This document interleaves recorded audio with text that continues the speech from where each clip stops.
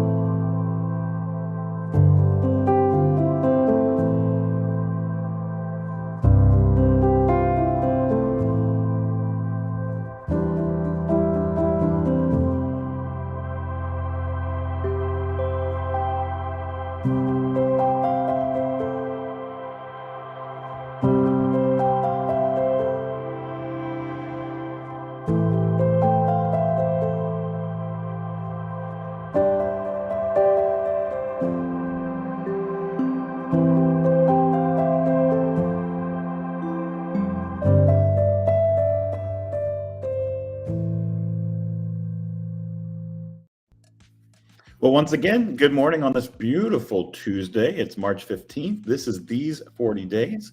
And we'll go ahead and hop right into our devotional this morning.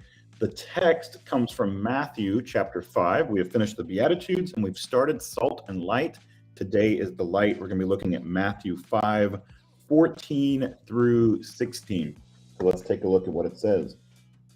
Matthew chapter 5, verse 14. You are the light of the world. A city set on a hill cannot be hidden, nor do people light a lamp and put it under a basket, but on a stand, and it gives light to all in the house. In the same way, let your light shine before others, so that they may see your good works and give glory to your Father who is in heaven. This is the word of the Lord. Thanks be to God. Let's take a look at what our devotional author has for us today. We'll look at the consider this portion first. In the Beatitudes, previously considered, Jesus gives 9 statements of fact before he gets to the verse about being salt and light. Then in these verses, before he says, let your light shine, at verse 16, Jesus tells us who we are. What we do is driven by the transformation of who we are. This truth becomes very important and practical for how we live in this world. Do you know most people we encounter would like? Do you know what most people we encounter would like to know about our faith in Jesus? They want to know whether it makes any difference in our lives. They in turn wonder whether it would make any difference for them.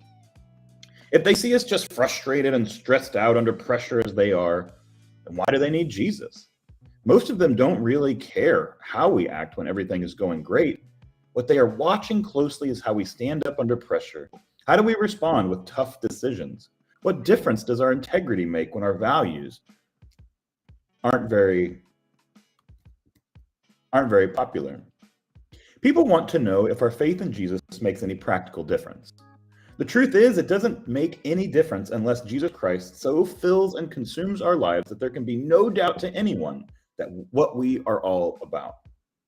Have you ever been in total darkness when you literally could not see your hand in front of your face? It is disorienting and confusing. Have you ever struck a match in the darkness, especially when you're with a group of people? Every head turns immediately to the light. Light is attractive, it has a drawing power. Did you ever sit around a campfire at night? Look around sometime.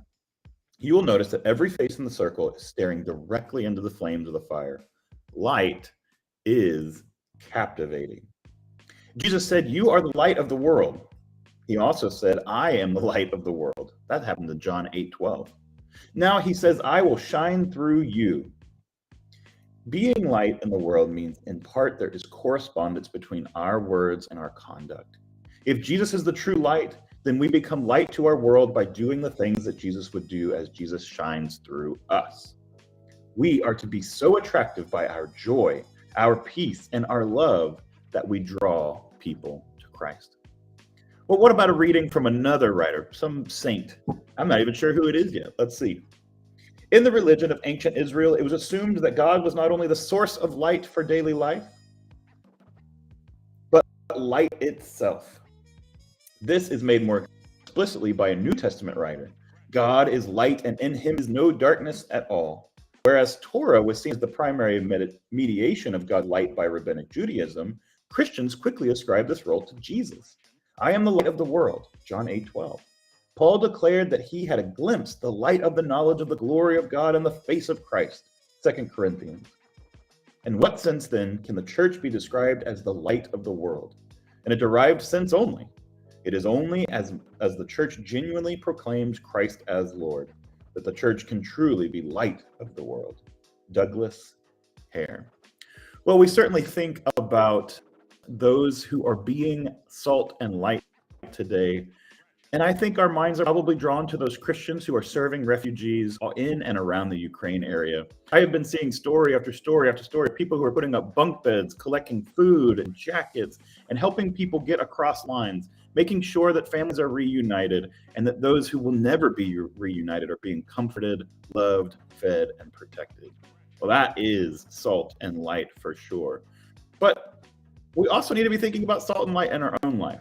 Let's have a time of prayer together, and then we'll look at our response. Would you bow your head and pray with me today? We beseech thee, O Lord, let our hearts be graciously enlightened by thy holy radiance, that we may serve thee without fear in holiness and righteousness all the days of our life, that we may so escape the darkness of this world, and by thy guidance attain the land of eternal brightness. Through thy mercy, O blessed Lord, who dost live and govern all things, world without end. Amen. Amen. Well, let's take a look at our discipline today. It is one thing to hear the word. It is a whole nother thing to do the word. So as you walk through this new day, ask the Spirit to help you be mindful and aware of what you are communicating through your actions and through your words. And as you bear all things, is your life reflecting the light of Jesus as you go? Well, I hope and pray that my life is, although I know sometimes it's not. So I confess those areas in which I am not in light, and I ask God to work in me and transform me into salt and light, because it is only by the power of the Spirit, as Christ is seen in us, that we will be salt and light. And so, would you say the same prayer? Would you invite God to transform you in your daily routines, whether it's taking long walks in your retirement, or if it's in your workplace today, if it's caring for your kids, or if it's teaching a class, if it's out helping coaching a soccer team. Ask the Lord to remind you that you are salt and shine through you as you become light and draw others to Christ. Here is your blessing today as you go back into this beautiful Tuesday. Would you receive this blessing before you go? Go into this day bearing the light of God through the Spirit of Jesus Christ, who indwells you by faith. May the light of Christ shine through you, and may the peace of Christ be with you. Go in his peace today. I will see you again tomorrow.